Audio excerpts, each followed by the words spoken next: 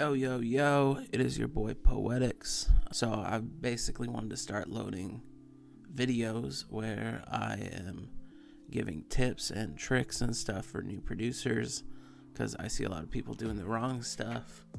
And so I just want to kind of say my piece, give some tips, make the community better, you know what I'm saying? For this video, I'm going to get on the topic of how to connect with artists because I have a lot of people hit me up and they say, oh yeah, I saw you worked with this artist. I've been DMing them. I wasn't hearing anything back. So I was hoping that you could connect me, whatever. And I'm just like, you need to connect over time. You got to build things, you know? Most artists that I build with came from like a whole step of things. And a lot of it didn't even take place on social media. So there's basically two routes in building with artists. The first route is in person. This is the easier of the two routes. Well, it depends how you're looking at it. But the first thing you can do when you're trying to build with someone is offer to help things for them. So before I was even a producer, I wanted to build connections with artists because at the time I was trying to get into like promoting, marketing, stuff like that. Because I was an intern at a music venue. I would offer to run merch for them when I would see they were coming through. I lived in Nashville, which was a really big city for artists. So there were obviously all kinds of artists coming through. They would be doing shows and I would go and I would offer to just run merch for them. Usually most artists, if they're not a huge artist, but they're pretty big, they often won't have a merch person. So they'll set up their merch because it's just them or maybe them and their opener. And openers hate running merch. So they would much rather have some random person do it. So I would offer to run merch for them. Sometimes that would give me like a t-shirt or something, which was cool because then I could post a picture of it on social media or something. So over time, from that, you can connect with them. You can, because most likely if you're like running merch for them, you'll be hanging out a while after. You can offer to buy them some dinner.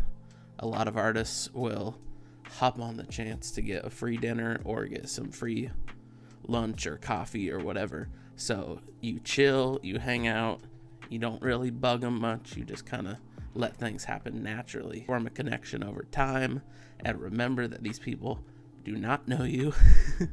So you don't want to just swarm them with information and questions and stuff because you don't want to be like a weirdo. So over time, you just build that connection. At first, don't ask for anything. Just let them kind of lead and they'll ask you questions over time as you're hanging out. But that's just kind of in person. 90% of the world is just online nowadays. So for the online route, first thing is before you even DM them asking them for anything, just share their music on your Instagram. I'm specifically talking about through Instagram, not Twitter or stuff like that. On your stories, tag them in it, and this will help you get in their DMs. They start seeing your name around.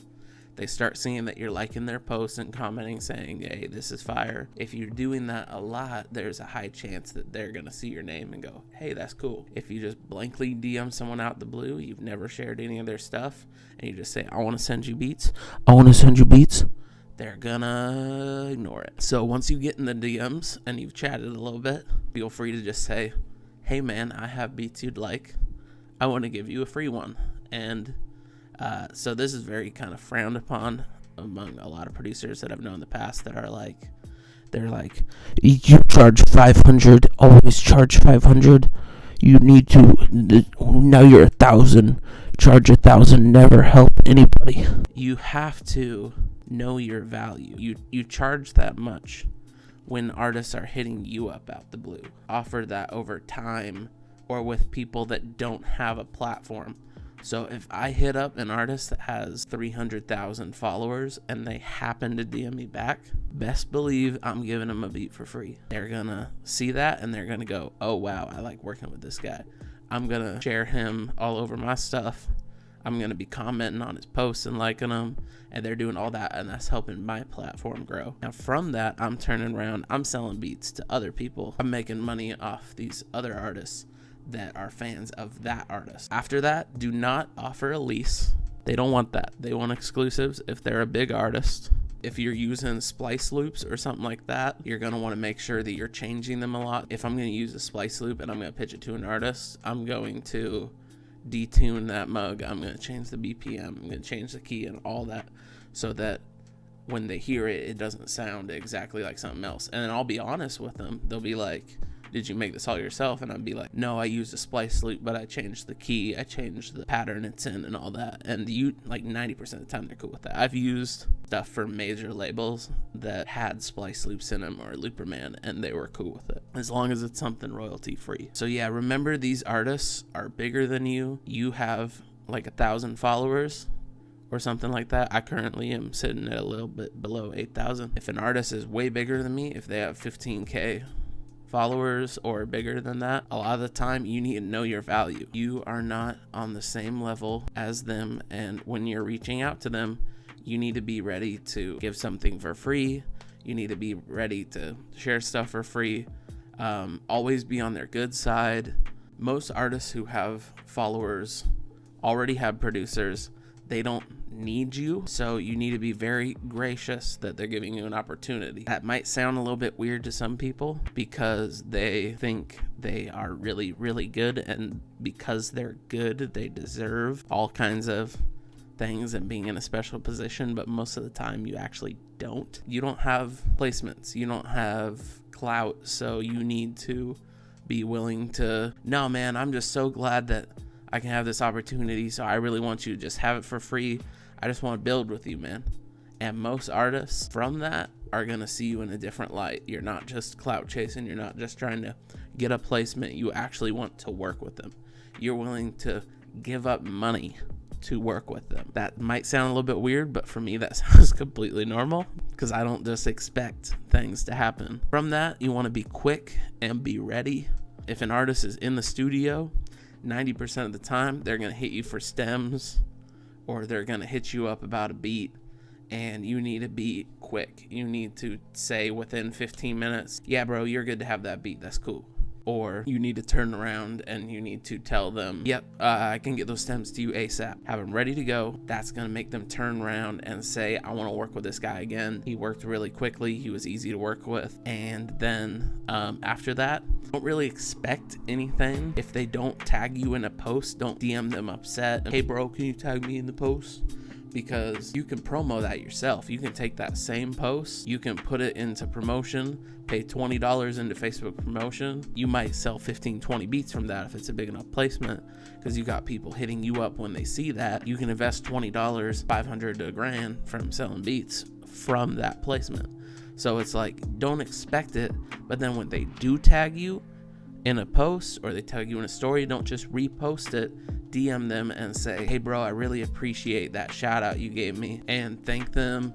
And whenever someone asks you like, who's your favorite artist you work with, feel free to shout them out and say, this artist was dope, I loved working with them, and they'll be back around. Second or third time they hit you back up, be like, hey man, I'm in kind of tough spot, could we do like payment for this? And they're cool with that. They want to work with you. If they're a big artist and they got money behind them, they're cool with that. But the first time you work with them, you need to be hooking them up. That's how you get them to come back and be cool with you. That's what I did with so many artists starting when I was working with KJ52, Jerry Mana, Surf Gang. I was hooking them up. Some other little tips: do not send a beat that has a loop that someone around them has used or they have used. I've seen this happen before where an artist has been DM'd a beat and they said, I use that exact same loop in a song, and they get a little bit upset. Before you pitch something to an artist, make sure you listen through their stuff so that you're not sending them something they already got, you know what I'm saying? Do not send them beats outside of their sound. If I'm working with a boom bap artist from like the 90s, I'm not sending them the Baby type beat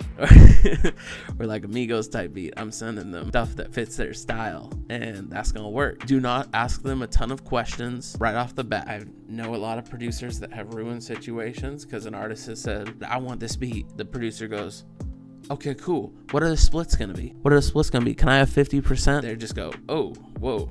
And then the person's like, will you make sure you tag me in all the posts? Who else will you be getting on this song?